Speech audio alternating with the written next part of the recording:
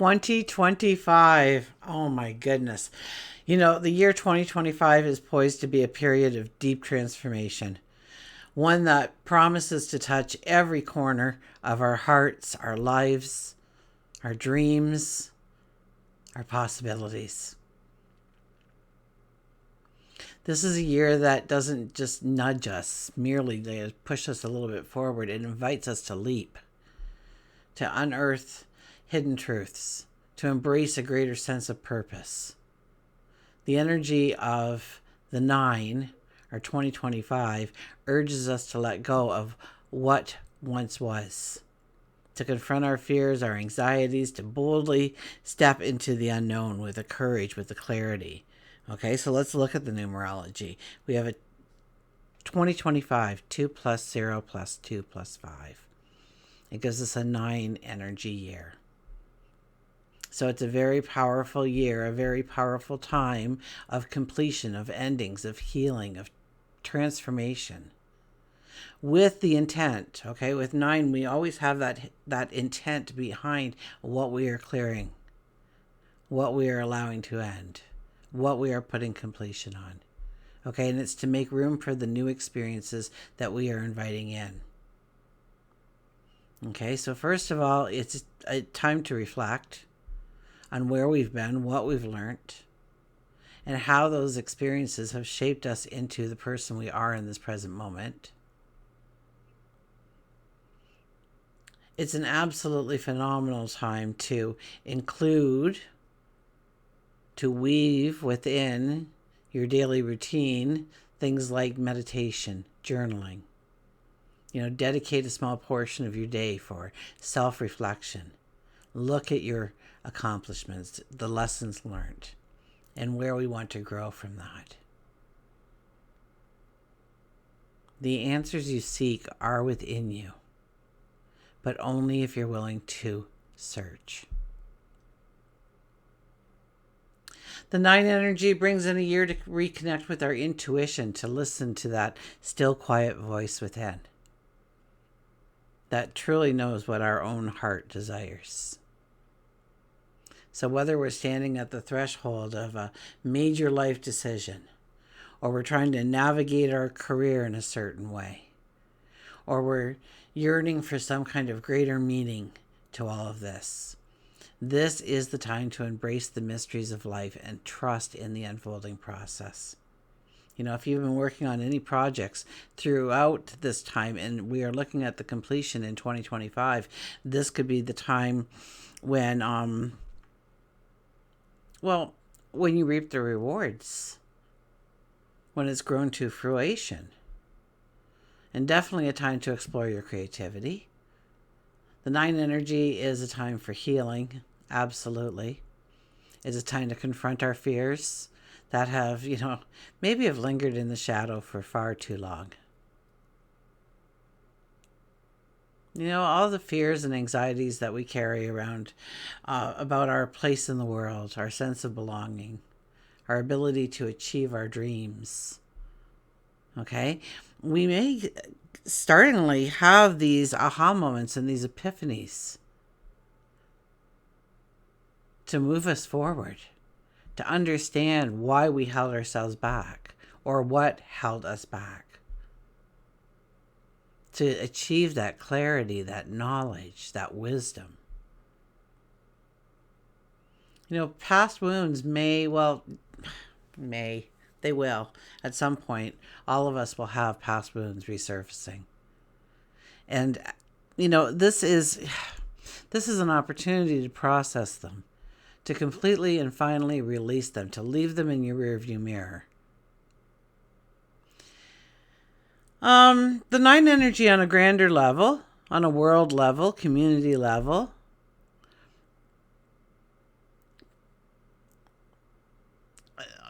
we could see more focusing on the humanitarian side of things. Environmental awareness, global trends, movements, challenges. So with the 9 energy, I think where we need to start is by embracing the energy by decluttering, okay? Decluttering your life. Maybe that is your space, your environment. But also, it's about cleaning up the mental and the emotional clutter. This is a time to forgive, to resolve conflicts, to release regrets. Relationships that have run their course will just naturally end. And our relationships that are strong may deepen as we focus on their importance in our life. It's a good time to assess our resources, clear debts, plan for future prosperity. The 9 energy is all about clearing the way for the new possibilities to be invited in. So, yeah, now if we look at the astrology, oh my gosh, okay. Fasten your seatbelts. Gentlemen, start your engines. Okay, in astrology, planets are categorized by our personal planets, the Sun, the Moon, Mercury, Venus, and Mars. And we're very used to them going in and out of different signs and therefore carrying with it different energies as how we go forward in our path. But then we have the outer planets, okay, the big boys. Jupiter and Saturn and Neptune, Uranus and Pluto. And even though we see these energies at play in our life, our personal lives, we also see them on a world scale. And the next several years are going to be, well, our grandchildren will know about 2025 and 2026 as a time of great change. I was watching Steve Judd. Now, what did he say? I'm going to definitely paraphrase here. He said something like, many people will feel that the rug has been pulled right from underneath their feet. At least we will be aware. Like there's not a lot we can do about it when it's the big planets, okay? They transform our worlds in so many ways. There will be times of great struggle, and I do mean great struggle, but there will also be times of pure bliss.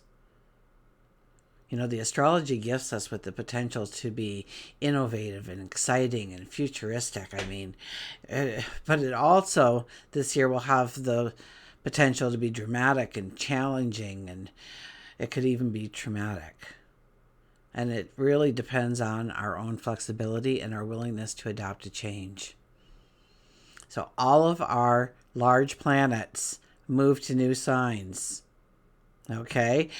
Pluto did it in 2024. Then we got Saturn moving. We've got Neptune moving. We got Uranus moving. We have Jupiter moving. We have the North Node is even moving. My goodness. Okay, all of our large planets are moving into new signs all at the same time. This is a huge change coming our way from all directions. Okay, we may feel as though we're caught in this kind of tide or in this exotic dance with life. We'll be weaving in and out of old energies and coming to completion and new energies setting the stage for our tomorrows. If there was ever a time to go with the flow, to release what no longer serves you, to be open to change and transformation, 2025 is the time. Okay, Pluto actually kicked this energy off. Okay, moving into Aquarius this past year. Okay, and it was dipping in and out. But now it is in Aquarius. Okay, and that's going to eventually transform our values concerning community and bring an element of deeper understanding of what it really means to be a community, whether that's a physical community or an online community, a global community. And Saturn and Neptune sit in the last degrees of Pisces, and they do this dance back and forth into the first degrees of Aries and then back again into Pisces. So basically, and I'm stretching this a little bit, but not too much really. Saturn and Neptune will be conjunct for most of the year. I kid you not. And I think at some point Pluto is sextiling. I mean, when I told you there was a lot to take in and absorb for this, Pluto will be sextiling the conjunctions. Okay, and this will really kick off as we go into March, but through March 2025 and February 2026. Okay, as Saturn and Neptune conjunct and get those close conjunctions, so does the potent energy of manifestation. It is electrified during these times, like we'll never ever see again in our lifetime. If you miss opportunities in 2025, most time those opportunities just come back. These don't. These are once in a lifetime opportunities to grab hold of. So that is why we have been doing intensely the last 2 years of working on our self-love, of knowing that we deserve. Because we are not going to have a lot of time for that decision making to really come into play, to really, unless we've done the homework. Okay, so for those of you who have been with me long term, you are sitting in a very sweet spot. Okay, even though it may be challenging, you are sitting in a very sweet spot. Anyways, Neptune is going into Aries. Okay, away from Pisces, the sign it rules. It was so happy in Neptune in Pisces. But now it'll go into Aries, and now Aries is kind of like this action plan. So it'll begin dissolving the ideas of, for lack of a better, ego individuality. And that identity that we all seem to have of, I want for me. Okay, Saturn also moving into Aries is going to bring in a lot of challenge around the structure of our individuality. Okay, and it's almost like we're a worldwide cult of personality, and our personalities are growing bigger and better. Like, look at me, watch me, listen to me. It's about me. It's going to grow bigger and bigger probably before it implodes upon itself. Okay, because Pluto is sextiling these conjunctions, Pluto in Aquarius will bring strength to a community rather than to the individual. Uranus is going to move into Gemini, so it's moving from Taurus, where it wasn't comfortable. Like, it says, okay, I want expansion, and things popping up out of seemingly nowhere, and serendipity happening, and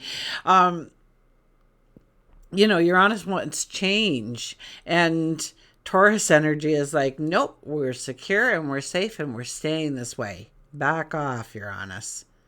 So now that it's moving into Gemini, it's going to be a very positive move, or at least I think it might be, because Uranus loves change and novelty and originality and futurism. So Uranus moving into Gemini, it's going to bring this new approach to, how we think, how we use our minds, our intellect, how we communicate. Now, about halfway through the year, Jupiter moves into Cancer. So that'll be the expansion of home and family, self-love, security, and safety will all be things that we will be looking at expanding in our worlds. The North Node, which has been in Aries for, I think, several years now, is moving into Pisces. Okay, so the North Node, we were growing the I am, but as that I am will implode, we move into the clarity of which dreams to follow with determination, because now we are in North Node is in Pisces, and it's about electrifying our dreams and making those dreams come true. So never, ever has there been a time in history where all the outer planets have moved into new signs basically at the same time, within a year. Oh my goodness. And it brings with it a very different energy to our lives in so many ways. I can't even imagine. I remember sitting there during preparing for 2020, and all the astrologers and stuff were saying the things we depend on will no longer be there, and the things that we think are absurd and crazy will be our routines. It'll be our life. And then what happened? COVID came in. Right? Places closed down. The hockey games and concerts and get-togethers were all canceled. Don't you dare walk in the park. I couldn't ever understand that one. But now you have to wear a mask, and you have to order your food, and you're not allowed to leave your home, and you better not be driving on that road without a reason. It came to be, but none of us could fathom exactly how that change would occur in 2020. Now, that was just a little tiny moment in time compared to what is happening to us throughout an entire year. It spans the entire year from, March, and then it goes right into 2026. So anyways, I'm jumping ahead of myself, but you know, I one of the astrologers I do follow, uh Steve Jobs, I believe his name is. Anyways, he went back, and I'm not really good at this research yet, so I lean on them for their knowledge. 256 BCE. But still, it wasn't. It was a little bit like this, but it wasn't to the magnitude that we will be feeling this year. So, and that all of this is going to set the stage for 2026, which will be 2 plus 2 2 plus 0 plus 2 plus 6 is a 10 energy. 1 plus 0 is a 1 energy. So it is all about the new beginnings. It is all about being that pioneer, that trailblazer, going forward with an independence, with a raw, it is almost a naive kind of conquer the world kind of energy, that our lives have changed, but through all the turmoil, we have changed for, hopefully, if we went with the flow, if we tried to accept the changes and the transformations that were happening, into a very strong person to step into 2026. So that 9 energy is about releasing what no longer matters, and we really want to pay attention to this 9 energy so that we can really experience that 1 energy, which is next year. Okay? Yeah, I think Steve Jett, I think he also was the one who said many people are going to feel like the rug has been pulled out from underneath their feet. Okay? At least we'll be aware. Yeah, there'll be times of great struggle. There'll be times of pure bliss. This astrology and the planets and what they're offering us, it gifts us with the potential to be innovative and exciting and futuristic, but it has the potential to be dramatic and challenging and, yes, traumatic maybe. It'll depend on our own flexibility. It'll depend on whether or not we are willing to adapt to changes. Okay, the shifts of 2025, that ripples into every aspect of our existence. Some may feel like an earthquake shaking at the very foundation of what we thought we knew. And others, well, will feel like this gentle rising of the sun after a very, very, very long night.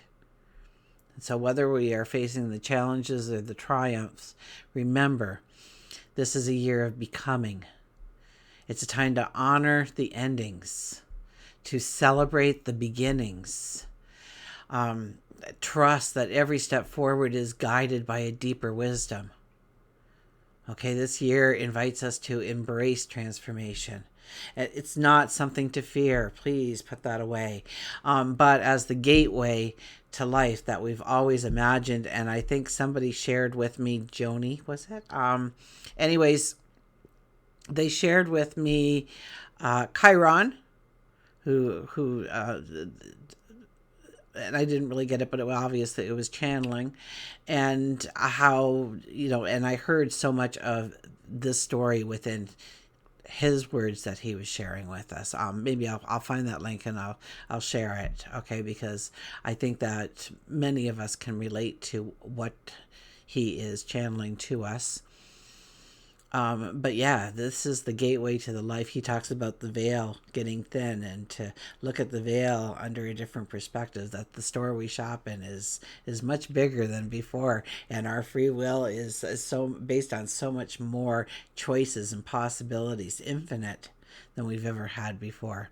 Anyways, yes, we're going to navigate those twists and turns of 2025. We are going to allow ourselves to feel deeply, to dream boldly, to step forward with an open heart. And the answers are waiting for us. All I have to do, all you have to do, all we have to do is take the first step. Okay, let's go to the cards.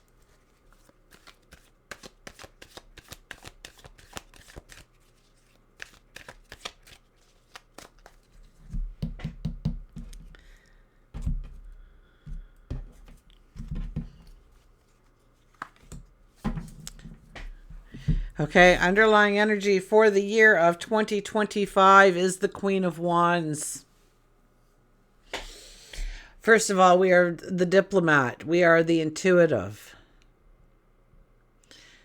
We also not only look at ourselves, but we look at the communities that surround us, our kingdoms, our worlds, our communities, our neighborhoods, our home, our family.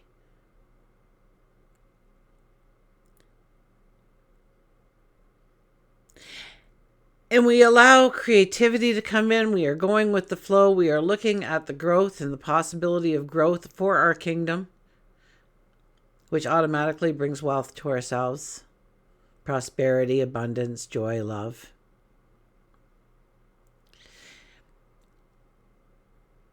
And we ask the questions, we do the research, but we don't wait until it's picture perfect before we step into it.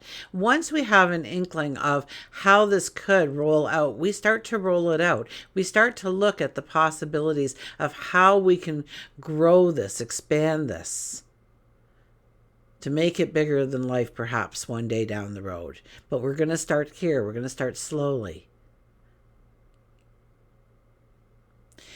And her energy, her excitement, because she has enough information to realize the potential of this thought, this idea, this passion, this dream, this desire.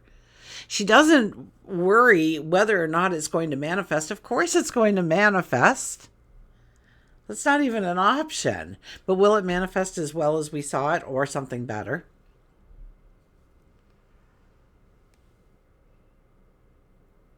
We get excited, and you know what? The people, the support we need, what we need automatically just starts showing up. And yeah, we will regroup, and we will look at what's working and what's not working. That's all part of it, absolutely. But we do have a goal. Maybe we even have a date to that goal and a deadline for that goal. And then we go out and we investigate. And we see what our first steps need to be. And then what do? We put action behind those thoughts. The Hermit. To sit alone with your thoughts. Okay, the Hermit goes into the cave, goes into the desert, sits there and examines, okay, what's gotten me to here? Here's my accomplishments. This is where I've grown as a person. This is who I've become. And now I want to go there. And how do I get there? And he slowly starts to devise a plan of how to actually get there. Maybe some major points along the way that we have to strive for in order to have the true completion of the success of the happiest life ever, the best life ever, the happily ever after, whatever you want to call it. That's when we come out of the cave. Okay, that's when we come out of the cave. So here, we find out about the idea. What do? We investigate. We go within. We devise a strategy that is doable. The Ten of Cups, okay, may not feel like it many times this year, but this is about creating our happily ever after. This is about having the true joys in our life, the ones that we want to bring into our world, make tangible, to manifest, to give birth to. This is about designing our best life ever. This is the big picture, people. What isn't working? What don't I want to have as a problem or a deterrent going down my path? What do I need to release? What do I need to let go of? Where do I need to apply forgiveness? Definitely forgiveness to myself. Where I thought, I dropped the ball or I didn't meet the mark.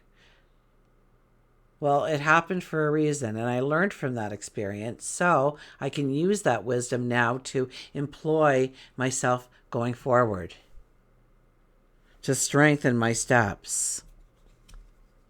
We have the Six of Wands. The Six of Wands is, this is all based on your past accomplishments, who you are at this moment. You don't really need to change anything other than to allow more growth in. Does that make sense to you? That you're already ready? that there's not much that you really need to do in the way of preparing for these steps. You know what you need to let go of. Everybody does. You know, there's something in our life, whether it's a habit, a behavior, we're clinging onto this stuff. You know, we have a junk drawer, or the basement's full, or the attic's full, or the garage is full. That closet, I get scared every time I have to open the door kind of energy. You know, this is about clearing house. And then we want to go within our minds and our hearts and clear away any fears, anxieties that we have, or limitations we feel that are in our relationships, in our world, in our environments, and to let go of the feeling of pain and invite in a sense of oneness, to be more in the present, and to go after. This is a card, I didn't even go into the card yet. Oh my goodness. I looked at the card, I thought that has nothing, I don't know where that came from. Somebody must have heard it. Your angels are working well for you right now. This is a card of going towards success based on our past accomplishments. This is people recognizing who we are. This is people saying, we need you to work with us here, or we will follow you there. This is about not taking the armor off, but rather grabbing the mission and going forward. And people will follow us. People will help us. There's a community aspect here to these cards as well. We're going to grab another one. We've got the Six of Swords, Six of Wands, Six of Swords. The six is about changing habits and behaviors, of going outside, you know, trying new things, different approaches, different perspectives, going into uncharted territory where we may have very limited knowledge at this point in time. That's okay. We can grow knowledge. We can grow wisdom. It's the passion that we can't fake. Okay, so it's about aligning ourselves with our passions, with our authenticity, and going forward. Once again, we have community with us. There's somebody here to help us. When we tire, they'll take over. When we need to lean on them, they'll be there. When they need to lean on us, we'll be there. And going forward with a strength, with a surety that whatever is around that corner is marvelous, beyond belief marvelous. Three of Swords. It's all about healing. Until we allow ourselves to heal, until we forgive ourselves for a past, you know, maybe it was a 10-year relationship and you feel like in some way you lost a full 10 years of your life. No, you did not. There were many things you gained over that 10-year experience. If for nothing else, the wisdom, the knowledge of who you are, of why that relationship failed to work. And having that knowledge, you know that your step forward is going to be stronger, surer,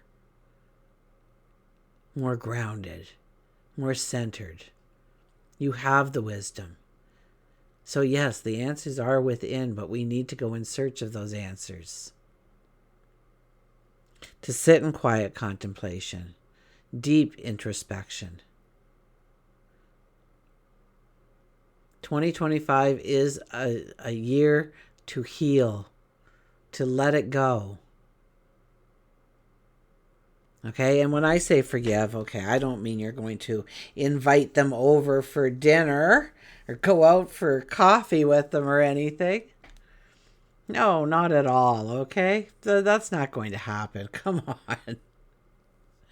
You've been in a relationship and they cheat on you and that's the end of the relationship and your whole life goes upside down.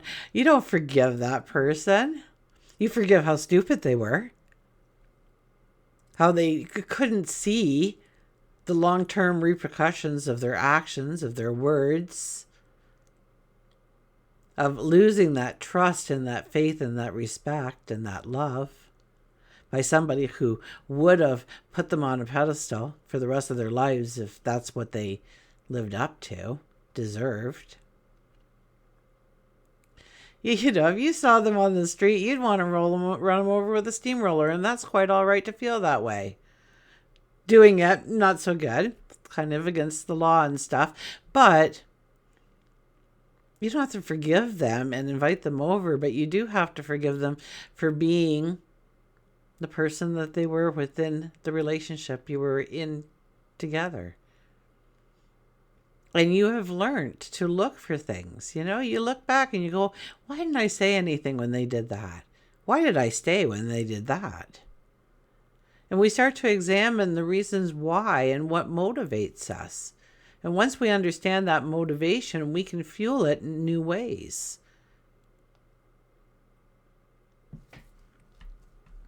All about healing. All about leaving those things in the past. I got out the Journey of Love deck for... I usually use this deck in moons, full moons, new moons, eclipses. And the Journey of Love is not, it's not just about loving the people around us, but loving ourselves. And I absolutely love this deck. I've had it for, it's probably getting close to a decade now. And the way they did the deck, I don't venture away from what they say. Okay, so we got the Mother Praise, the 15 energies is here. Okay, so the 15 is about being tethered to certain things, being felt like you can't go forward because this is in my life or that is in my life. Sometimes it's just our excuse bag, but we are still tethered to it. We still say, I can't because of this, I can't because of that. When in actuality, there is a way forward. And sometimes we don't see it at first. Sometimes we don't see it for a very long time. But when we see it, we can't unsee it. I'll read the poem first. It's very short, actually. I'll hold the card up. I love you. Holding your breath in my kiss, your heartbeat in my arms, driving home. I could see you sitting beside me, not with my eyes, but I knew you were there. Your beautiful legs crossed, your coat open and inviting, the soft scent of you brings a smile to my lips and to my heart because I know you are still here. You're being watched over. Many beings are aware of your existence. They know that your heart and your soul are pure, even when you may doubt it at times, because after all, you are a divine being masqueraded as a decidedly fascinating mixture of light and darkness. Sometimes you may not feel so pure, and that's okay. The Mother prays for you not because you are about to do something ridiculous and you might come to harm, but that you might not do something ridiculous and avoid living your full potential.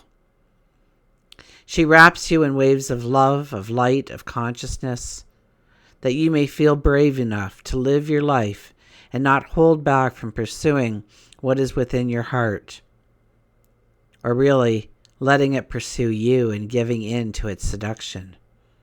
The Mother prays, so fear not, just live your life. The oracle brings you guidance. Ask for help from the Divine Mother who loves you unconditionally. Ask each day. She wants to help you, and you have to ask for that help to empower her to do so.